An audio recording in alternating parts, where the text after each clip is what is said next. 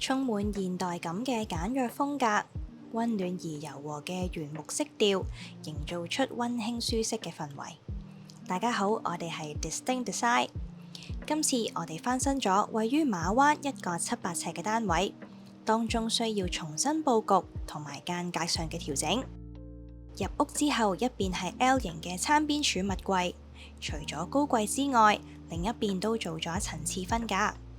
部分位置用上咗玻璃展示櫃，可以陳列翻擺設，既又可以增加翻收納同埋豐富空間嘅層次感。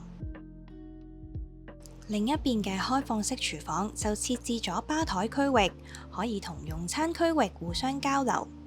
弧形廚房門框配合翻燈帶，更顯氛圍感。櫥櫃就用上咗木質色調，帶翻出自然感覺。旁邊嘅藝術掛畫就用於隱藏翻工人房嘅入口。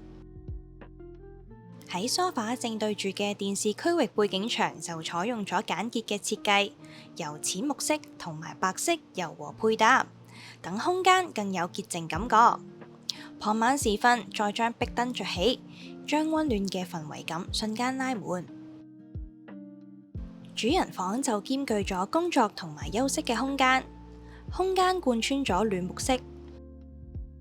另一邊係開放式嘅衣帽間，中間亦都設計咗中島台，可以喺配搭衣服嘅時候做臨時工作台。單位一共有2個浴室，分別都係用上咗自然木紋為主調，其中一間更用上咗特色嘅馬賽克瓷磚添。今條片就介紹完啦，我哋下一條片再見啦，拜拜。